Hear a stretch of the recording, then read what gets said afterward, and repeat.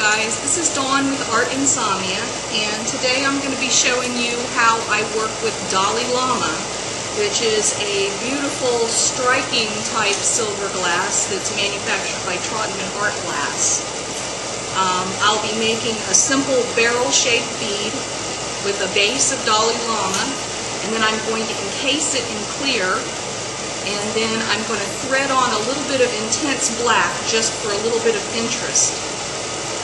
And I typically keep these beads on the small side because this glass doesn't like to be worked for extended periods of time in the flame, so I try and keep the beads anywhere from 15 to 20 millimeters. I'm going to go ahead and add a little bit of Dalai Lama to the mandrel.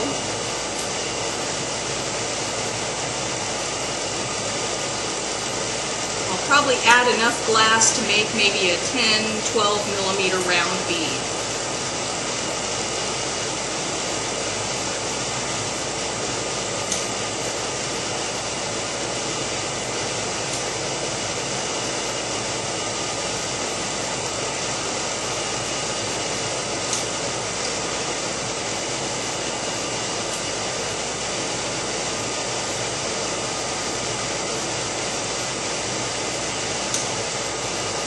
At this point, I'm just working the bead in a low neutral flame. I'm not worried about shifting the colors yet. And I have a nice little 10 millimeter round. Now what I'm going to do is marble this out into a thin barrel. And what I'm doing is establishing the width or the footprint of the bead, because this is how wide the bead will be when it's finished.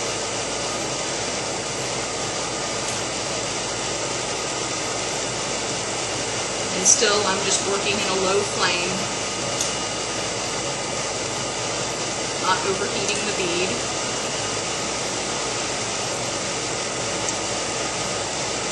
Now I have a nice little thin barrel.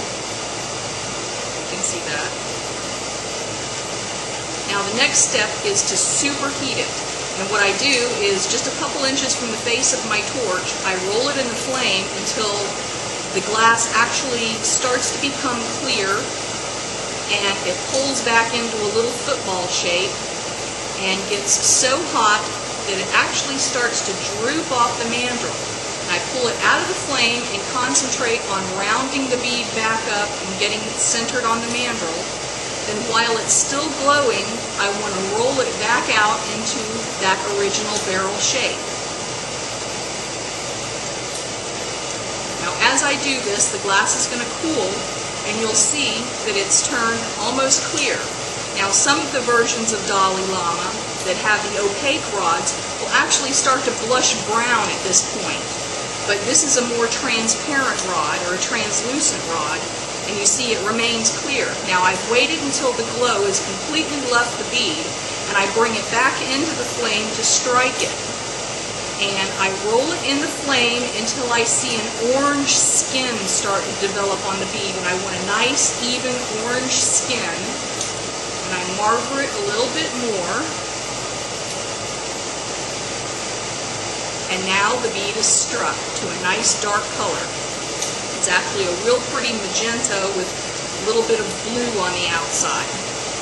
Now I'm going to encase it with my clear stringer. I hand pull these stringers to about a 2 to 3 millimeter so that I can get my encasement on quickly and get a nice thin layer of encasement. And what I'll do is, keeping the bead out of the flame because I don't want it to glow again before I get it encased, I will start at one end and wind a coil of clear around that base.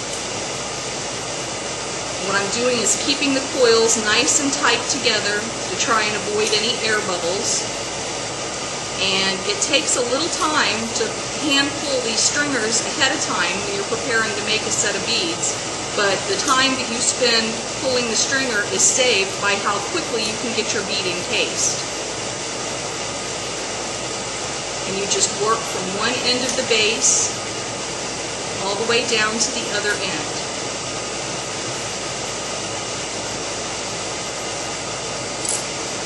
you have a nice little coil of clear on it. Now what I'm going to do is heat the encasement. I'm not trying to get the whole bead glowing, I'm just heating the encasement and ironing it back down into that barrel shape that I want.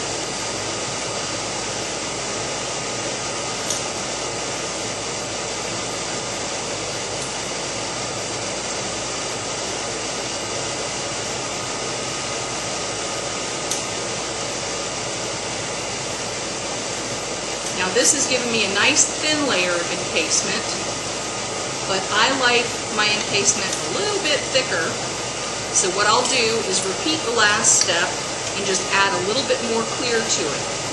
And this time I'm just adding some volume, so I'm not so concerned with keeping the coils right up tight against each other. In fact, I'll keep them apart a little bit so I don't have to worry about introducing any more air bubbles into the bead. And I'll just quickly work from one end all the way down to the other.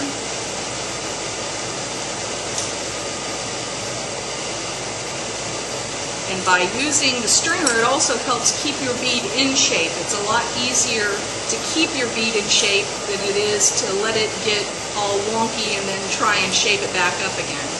And once again, I'm just ironing that encasement in. Trying to get a nice, even barrel shape.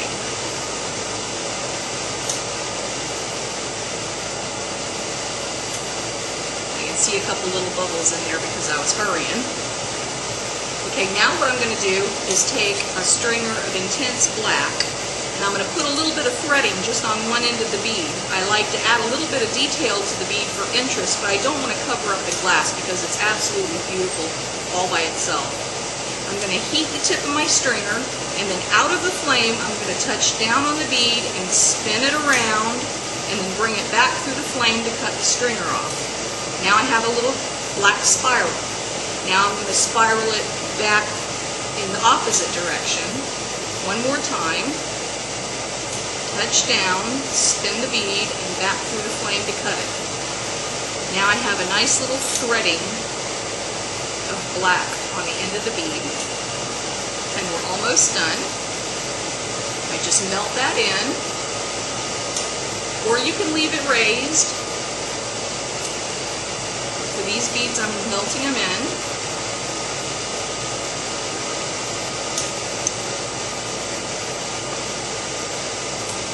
And give the bead a nice little fire polish.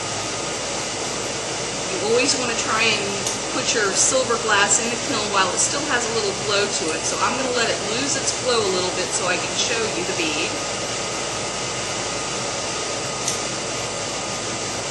And then I will make sure that it has some heat in it. And now it's time to go ahead and pop it in the kiln. So there it is, your barrel of Dalai Lama. Thank you for watching.